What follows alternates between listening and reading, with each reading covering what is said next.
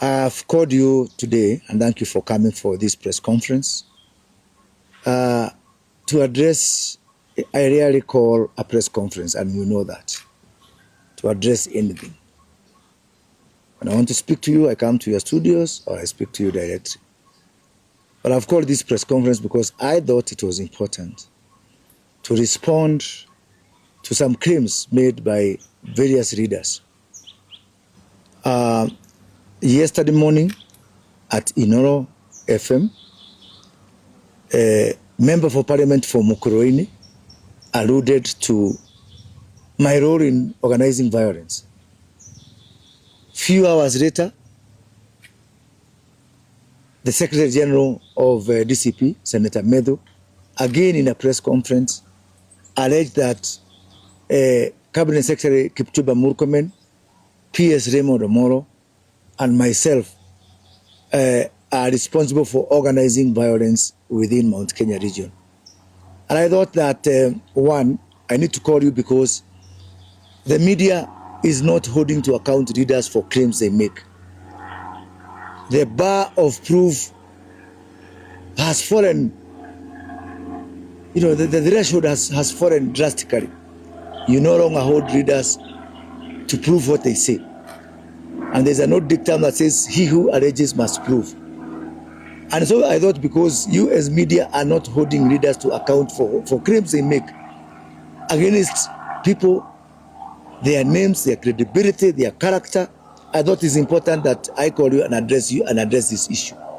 But even before I address those claims, I think I really want to address myself to media. Because we are entering the season of madness, it behoves upon you guys in the media to hold every reader accountable for any claim they make. If you make a false claim about violence, it is as bad as somebody who perpetrates violence. There's no difference. And I think media owes it to us to treat everybody equally, to treat everybody fairly, and to hold leaders responsible, not only for their utterances, but for their claims. Having said that, let me say that this pattern by DCP party to try and drag my name, and they are not dragging my name, they are not saying that I'm causing violence in Kisii or Marsabit or Mombasa. Every time it's about Mount Kenya region. Every time the Honorable Gachagua is addressing me, it is about Mount Kenya region. And for me that is sad because I'm a Kenyan and I'm a national leader. I've been a member of parliament, although elected in Gatundu South, but for the whole country. I've been a minister, cabinet minister for the whole country. I've been a presidential advisor for matters concerning the whole country. So I don't want to be dragged into that parochial, narrow, tribal prism of looking at me from the lenses of my tribe or where I come from. For me, I refuse that. That is a path I have chosen for myself. I have been on that path of tribalism before. I don't want to be popular. If somebody wants to support me because I am ethnic and I'm tribal, do not support me. Do not vote for me. I have condemned tribalism in the strongest terms possible. And that ethnic prism of looking at things. Why? Because I am a father. And I don't want to imagine that the country that I'm going to bequeath upon my children is a country where they are going to defend themselves on the basis of tribe. I think that is something that is overtaken by events. Having said that, let us look at these claims in their own right. How can I, Moses KURIA, a son of Mount Kenya region, organize for violence against my own people? How? How unfair would that be? And you know why they are saying this? They are saying this, one, to destroy my credibility. They have tried to brand me as a traitor, all sorts of possible among my people of Mount Kenya region. It has refused to stick. Now the latest bogeyman is on violence. And I'm speaking on violence because I've been here. I was there in post-election violence. I was there handling the IDPs. Some people, like Gachagua, have zero experience in this country. A man who joined provincial administration as a DO and retired as a DO. Zero promotion. Such a colorless career. How can you compare him with me? Somebody who has had a checkered career locally and internationally, gone through grades, gone through promotions. And therefore, I must live to the calling of the benefit I have of experience. But I forgive him for that. What I cannot forgive him is for trying to drag my name into matters of violence. At all. It will not wash. And my suspicion is that there's something sinister that the DCP party is planning. Something very sinister around the Gen Z, around the court case surrounding the impeachment of the former deputy president, and around Sabasaba anniversary. Something very sinister they are planning. But I want to tell them, and I want to assure them, that peace-loving Kenyans are not just about to gamble with the future of our children and our nation. Not at all. I have reported this matter to the security, and I've gotten the assurance that our security for all those events that I have mentioned is going to be fully alert, and we are going to deal ruthlessly with any person who is trying to put the lives and the safety of our people and our property at risk. Again, because we are a country that's led by a constitution and by the law, we ask for equity and equitability. And I dare say that the only region that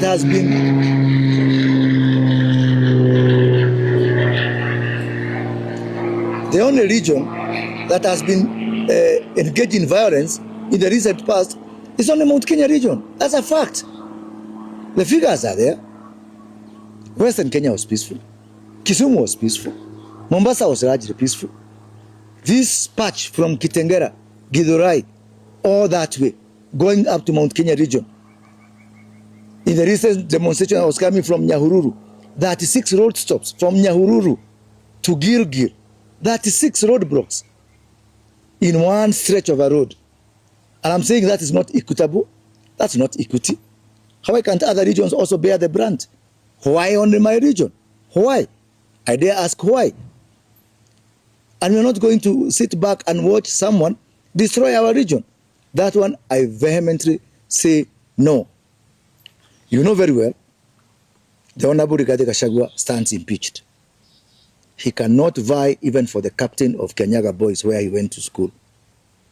And so therefore, I do not see why my region has suffered violence in the past when we did not have when we had a presidential candidate. Again, we suffer now for Kalonzo Musyoka. Let Kalonzo Musyoka ban Machakos. Let him ban Kitui. Let him ban Wote. Let Matiang'i ban Kisii. Why is Rigathi Gachagua carrying the burden for all these people? And you know what?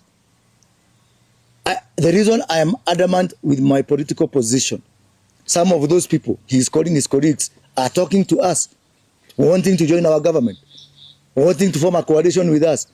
Why would I go to them only to come back to government? That's a very wrong route to take. I don't need to go to Kalonzo, then Kalonzo comes and makes a deal with William Ruto. I want to go to Matiang'i, and then Matiang'i comes and makes a deal with William Ruto.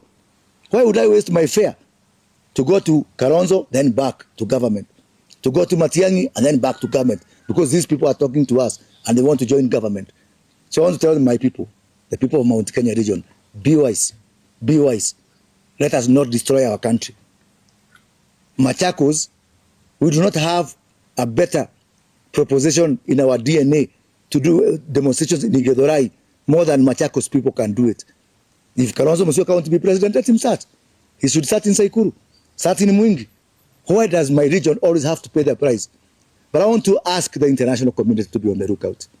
I'm very happy that the DCP party has said that if there is any violence on the upcoming event, it's not from their people. That is very good. Because now, because it's not their people and we love them, we will hit them hard.